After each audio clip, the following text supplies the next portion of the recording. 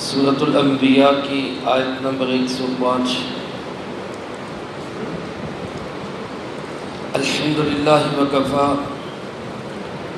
وسلام علی عبادہ الذین اصطفیٰ، خصوصاً علی سید الرسل وخاتم الانبیاء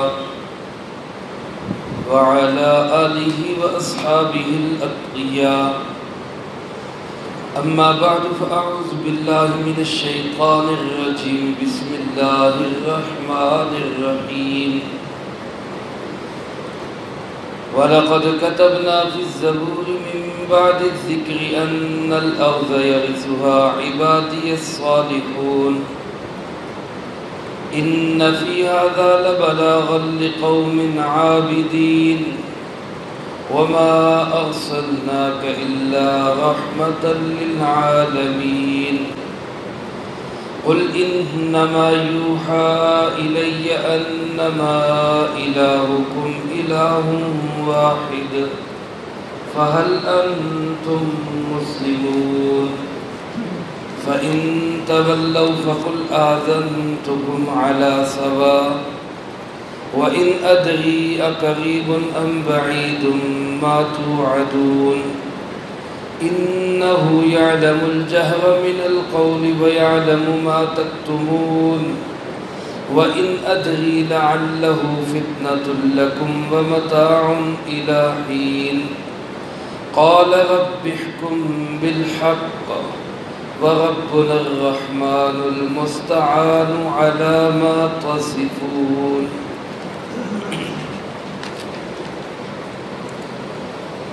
وَلَقَدْ كَتَبْنَا فِي الزَّبُورِ مِن بَعْدِ الذِّكْرِ، اور یقیناً ہم نے لکھ دیا زبور میں ذکر کے بعد، ان الارض یرثها، کہ بے شک اس زمین کے وارث ہوں گے عبادی الصالحون، میرے نیک بندے۔ ان فی ھذا لبلاغا لقوم عابدین، بے شک اس میں بڑے پتے کی بات ہے اس قوم کے لیے جو توحید والے ہیں۔ وما ارسلناک الا رحمۃ للعالمین، اور ہم نے آپ کو نہیں بھیجا مگر سب جہان والوں کے لیے رحمت بنا کر۔ قل انما یوحیٰ الی، آپ فرما دیجئے کہ بلا شبہ میری طرف یہی پیغام بھیجا گیا ہے، انما الہکم الہ واحد، کہ کوئی شک نہیں تمہارا معبود وہ ایک ہی معبود ہے۔ فہل انتم مسلمون، اس کیا تم اس کو تسلیم کرتے ہو؟ فإن تولوا، بس اگر وہ منہ پھیریں، فقل آذنتکم علی سواء، تو آپ فرما دیجئے کہ میں تمہیں آگاہ کر چکا ہوں برابر سرابر۔ وَإِنْ أَدْرِي أَقَرِيبٌ أَمْ بَعِيدٌ مَا تُوعَدُونَ، اور میں نہیں جانتا کہ قریب ہے وہ وعدہ یا وہ دور ہے جو تم سے کیا جا رہا ہے۔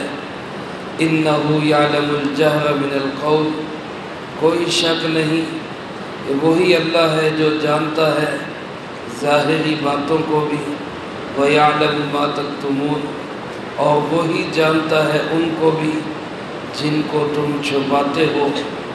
وَإِنْ أَدْرِي لَعَلَّهُ فِتْنَةٌ لَكُمْ، اور میں نہیں جانتا شاید یہ تمہاری آزمائش کا ذریعہ ہو۔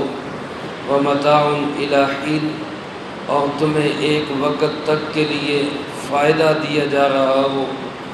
قَالَ رَبِّ احْكُم بِالْحَقِّ، پھر اس پیغمبر نے اللہ پاک سے دعا کرتے ہوئے فرمایا، اے میرے پروردگار سچ اور حق کے ساتھ فیصلہ فرما۔ وَرَبُّنَا الرَّحْمَٰنُ، اور ہمارا پروردگار بہت ہی رحم کرنے والا، المستعان علی ما تصفون، اسی سے مدد طلب کی جاتی ہے ان باتوں پہ جو تم کرتے ہو۔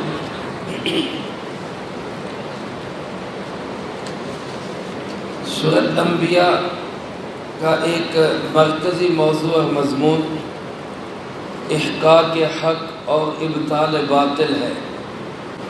حق کا حق ہونا اور باطل کا باطل ہونا قرآن کریم کا ایک مرکزی موضوع اور مضمون ہے۔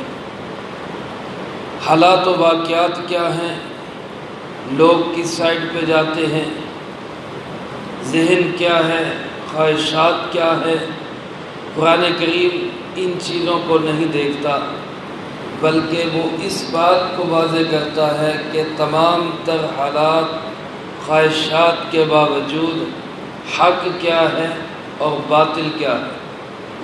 چنانچہ اللہ رب العالمین نے اس سورۃ مبارکہ میں اسی بات کو واضح فرمایا کہ انبیاء علیہ السلام کی تمام تر مخالفتوں کے باوجود جو حق ہے وہ حق ہو کے ثابت ہوا، اور جو باطل ہے وہ باطل ہو کے ثابت ہوا۔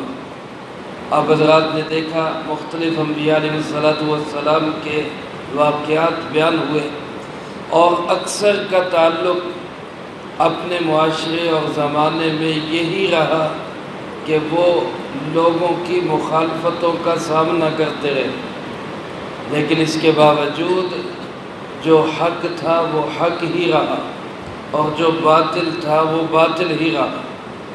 اللہ پاک ارشاد فرماتے ہم نے یہ بات تحریر کر دی، وَلَقَدْ كَتَبْنَا، یہ طے شدہ بات ہے، لکھی ہوئی بات ہے، فِي الزَّبُورِ مِن بَعْدِ الذِّکْر، زبور میں ذکر کے بعد لکھی ہوئی بات کیا ہے کہ اس زمین کے وارث میرے نیک بندے ہی ہوں گے۔ میرے محترم دوستو، اس آیت مبارکہ کے مفہوم کو سمجھنے کی ضرورت ہے۔ سب سے پہلے تو اس چیز کو دیکھنے کی ضرورت ہے کہ زبور سے مراد کیا ہے، اور پھر ذکر سے مراد کیا ہے، اور زمین سے مراد کون سی زمین ہے۔ یہ تینوں چیزیں سمجھنے کی ہیں۔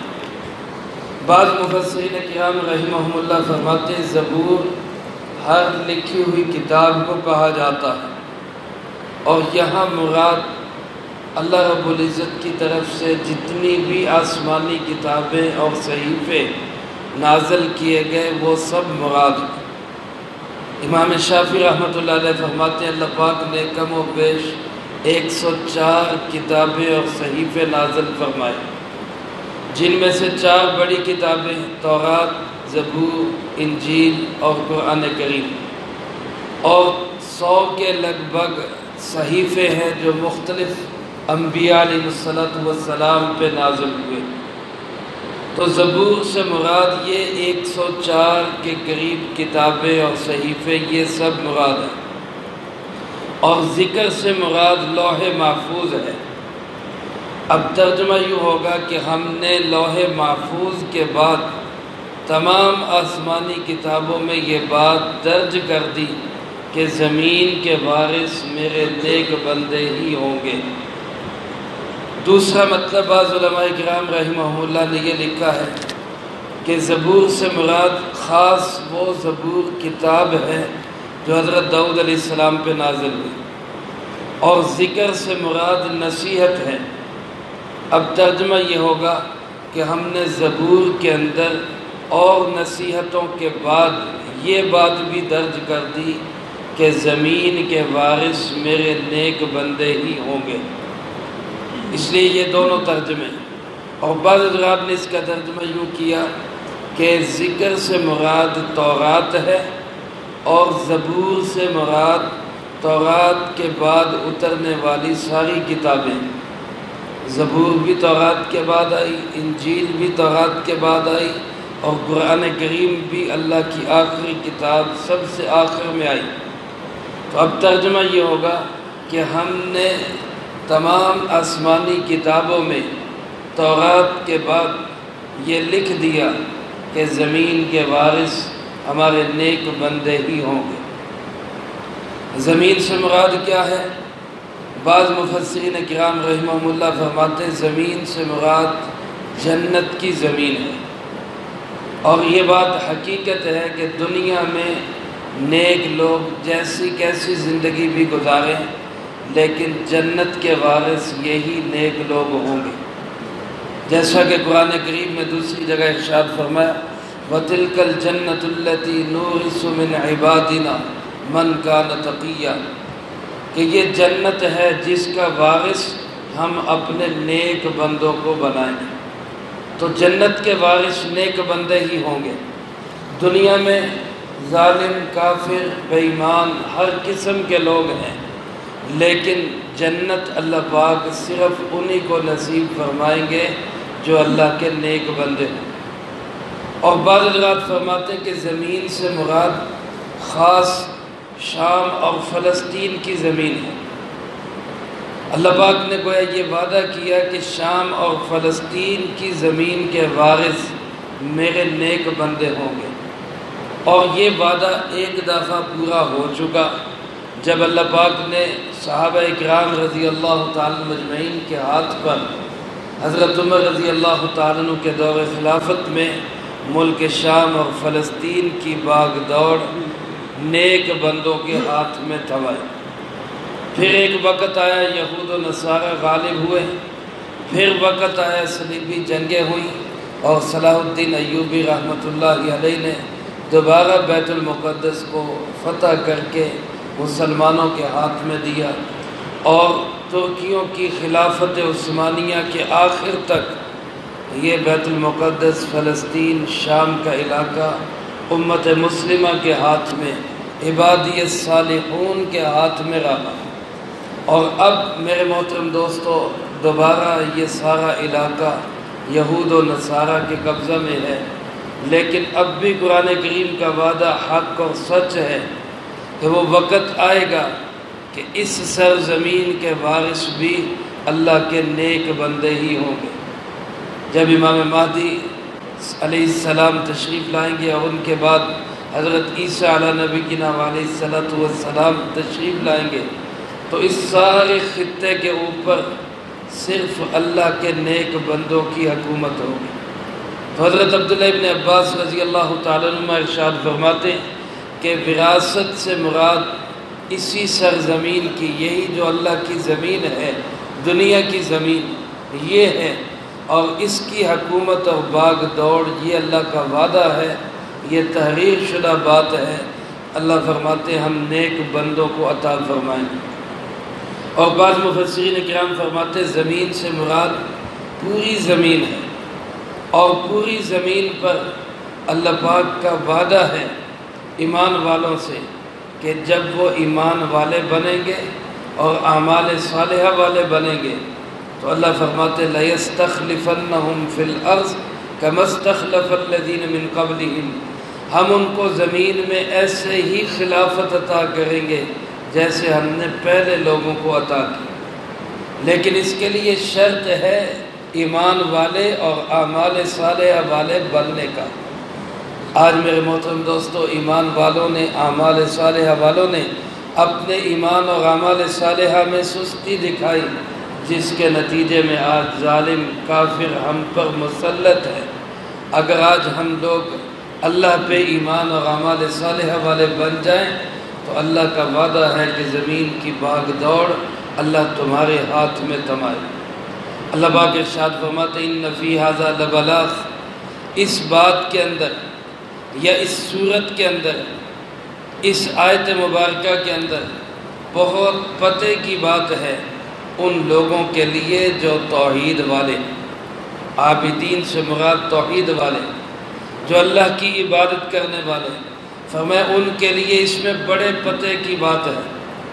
اگر وہ اس صورت کے مضامین کو سامنے رکھیں تو تب بھی ان کے لیے بڑا سبق ہے کہ دنیا کے اندر اہل توحید پر، اہل ایمان پر آزمائشیں آتی ہیں، مشکلات آتے ہیں، پریشانیاں آتی ہیں، انبیاء علیہ السلام پہ حالات آئے، اور رسول اللہ صلی اللہ علیہ وسلم نے ارشاد فرمایا کہ اشد بلاء الانبیاء ثم الامثل فالامثل، سب سے زیادہ آزمائشیں اور امتحانات اللہ اپنے نبیوں پہ بھیجتا ہے، اور پھر جو نبیوں کے جتنا قریب ہوتا ہے، جو نبیوں کے جتنا قریب ہوتا ہے اس پہ اتنی آزمائشیں اور امتحانات آتے ہیں۔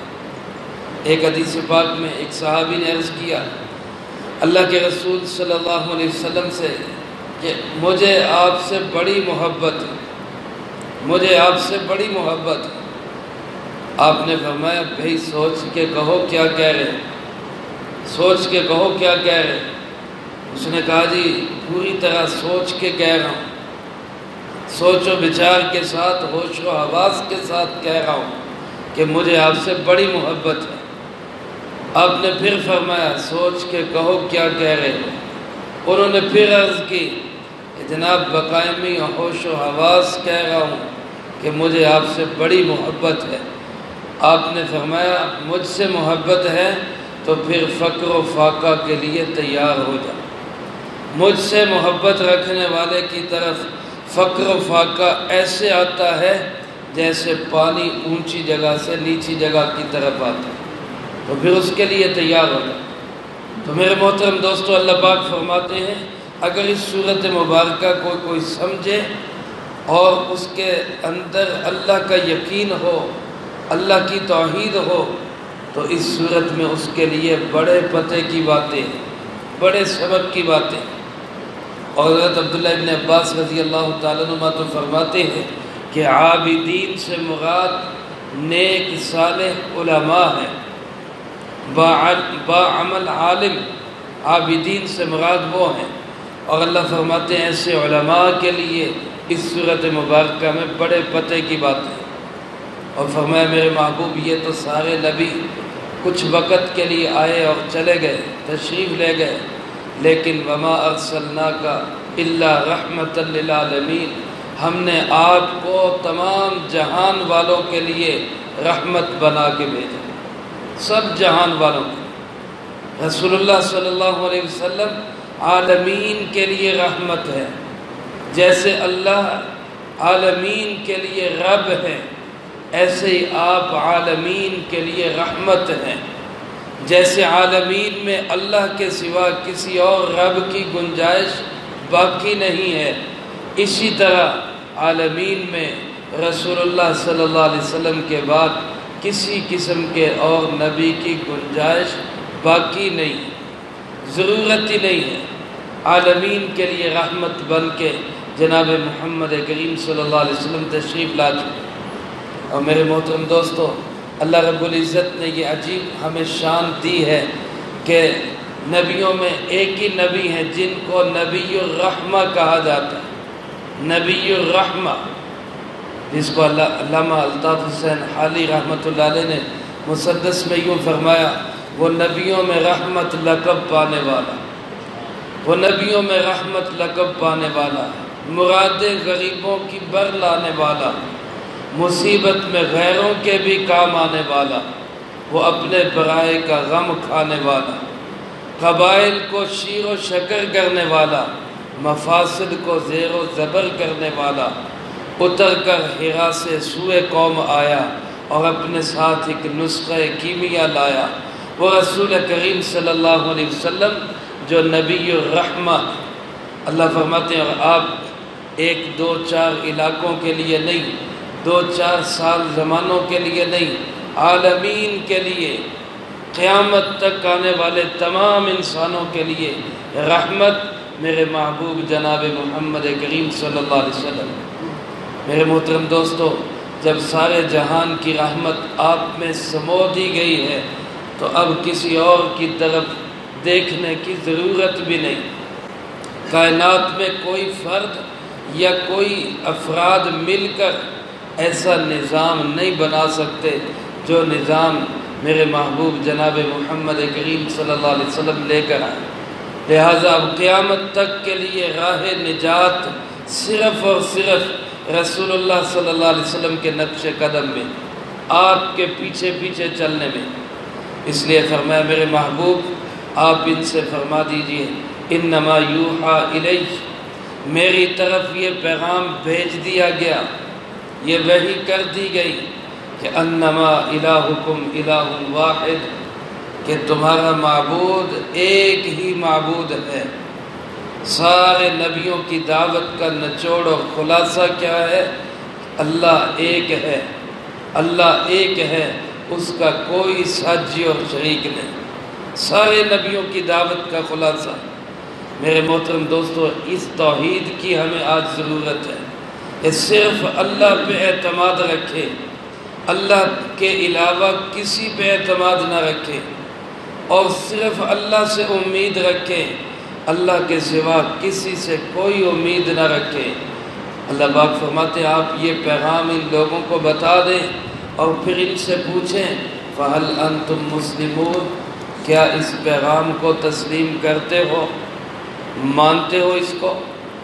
آج میرے دوستو، میں اب آپ سجدہ شکر بجا لائیں، 2 رکعت شکرانے کے نفل روزانہ اس بات پہ پڑھا کریں کہ اللہ نے ہمیں توحید کا عقیدہ نصیب فرمایا۔ آج ایک کتنی بڑی انسانیت کی انسانیت ہے جو اللہ کو ایک مانتی نہیں، ان کو سمجھ ہی نہیں آتا، اللہ کا ایک ہونا ان کی عقل میں آ ہی نہیں رہا۔ اللہ نے کتنی مہربانی کر دی، ہماری عقل میں یہ بات آتی، ہم اس بات کو مانتے ہیں، دن رات اس کا اقرار کرتے ہیں، بار بار زبان سے کہتے ہیں اشہد اللہ الہ الا اللہ وحدہ لا شریک لہ، وحدہ لا شریک لہ۔ اللہ پاک فرماتے میرے محبوب ان سے پوچھو کیا اس بات کو تسلیم کرتے ہو؟ تو ہم کہہ سکتے ہیں کہ ہاں اللہ پاک ہم اس بات کو تسلیم کرتے ہیں، ہم مانتے ہیں کہ اللہ ایک ہے۔ فرمایا فَإِن تَوَلَّوْا، اگر کوئی نہیں مانتا تو کوئی بات نہیں، آپ کو پریشان ہونے کی ضرورت نہیں، آپ کو گھبرانے کی ضرورت نہیں، آپ برملا کہہ دیں آذنتکم علی سوا، میں تمہیں آگاہ کر چکا ہوں برابر سرابر۔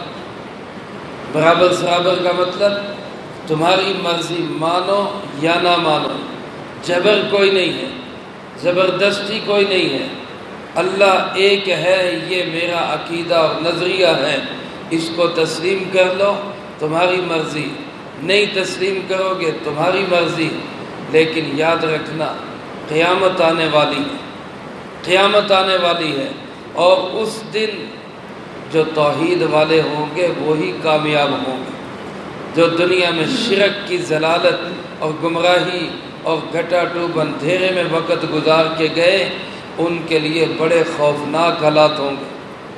فرمایا قیامت کب آئے گی؟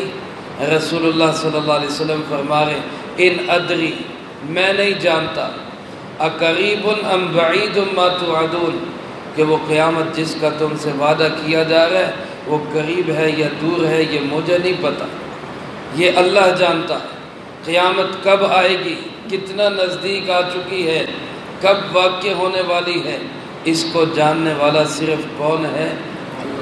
اور وہی اللہ ہے انہ یعلم الجہر من القول ویعلم ما تکتمون، جو ظاہری باتوں کو تو جانتا ہی ہے، چھپی ہوئی باتوں کو بھی جاننے والا ہے۔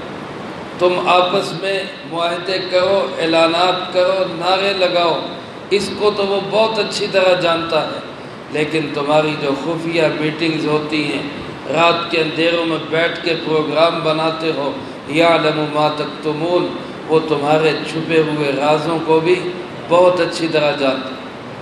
باقی پکڑ فوراً کیوں نہیں آتی، گرفت فوراً کیوں نہیں ہوتی؟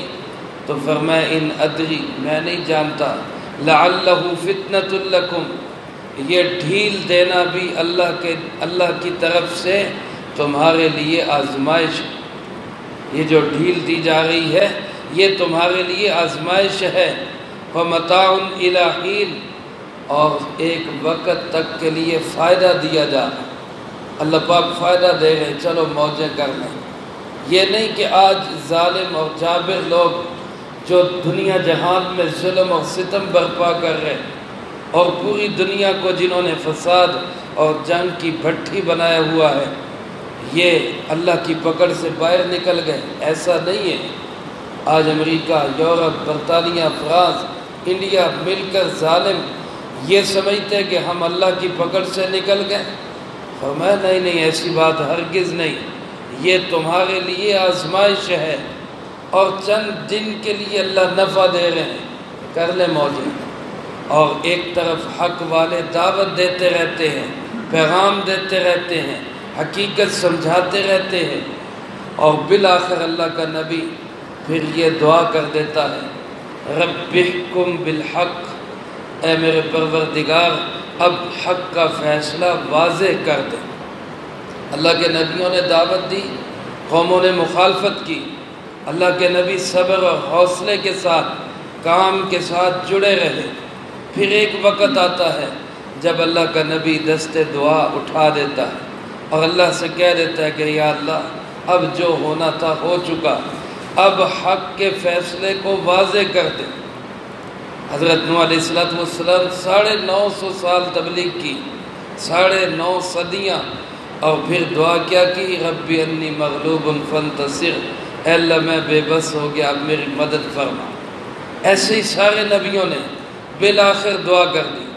رسول اللہ صلی اللہ علیہ وسلم نے بدر کے موقع پر دعا کر دی کہ یا اللہ اب بہت ہو گیا، اب حق کو واضح کر دے۔ میرے محترم دوستو، جب ایک حق اور باطل کا معرکہ عروج پہ پہنچ جاتا ہے تو پھر اللہ والے دعا کر دیتے ہیں کہ یا اللہ اب بہت ہو گیا، اب فیصلہ واضح کر دے۔ چنانچہ پھر فیصلہ اللہ دنیا کو دکھا دیتا ہے۔ بدر میں دکھا دیا، بعد میں دکھا دیا، آج بھی دکھائے گا۔ مایوس ہونے کی ضرورت نہیں، اللہ کے دین کے ساتھ، اللہ کے کلمے کے ساتھ، رسول اللہ صلی اللہ علیہ وسلم کی شریعت کے ساتھ جڑنے کی ضرورت ہے، ساتھ دینے کی ضرورت ہے۔ آج بھی اللہ پہ یقین ہے کہ حق والے غالب آئیں گے اور باطل مغلوب ہو کے رہے گا۔ اللہ پاک فرماتے ہیں وَرَبُّنَا الرَّحْمَٰنُ، اللہ کے نبی اپنی بات کو یوں واضح کرتے ہیں کہ ہمارا پروردگار ہی بڑا ہی رحم کرنے والا، بڑا ہی رحم کرنے والا، المستعان علی ما تصفون۔ دنیا جہان میں لوگ جو جو باتیں کرتے ہیں، ان سب باتوں پہ مدد کس کی مانگی جائے گی؟ صرف اللہ کی مدد مانگ، اللہ کی مدد مانگ۔ لوگ باتیں بنائیں گے، شکوے کریں گے، تانے دیں گے، طنز کریں گے، لیکن ہم مدد طلب کریں گے کس سے؟ اللہ رب العالمین سے۔ یہ پوری صورت مبارکہ کا خلاصہ ہے۔ اللہ مجھے آپ کو سب کو حق والوں کے ساتھ جڑنے کی توفیق نصیب فرمائے، اور آج فتنوں کے دور میں تمام ظاہری باطنی فتنوں سے اللہ ہمیں بچنے کی توفیق نصیب فرمائے۔ جو کہا سنا اس کو زندگی میں لا کے دوسروں تک پہنچانے کی توفیق عطا فرمائے۔ سورۃ الانبیاء کا درس مکمل ہوا، اللہ پاک اس کو اپنی بارگاہ میں قبول فرمائے، اور اسی اختتام پر اللہ پاک نے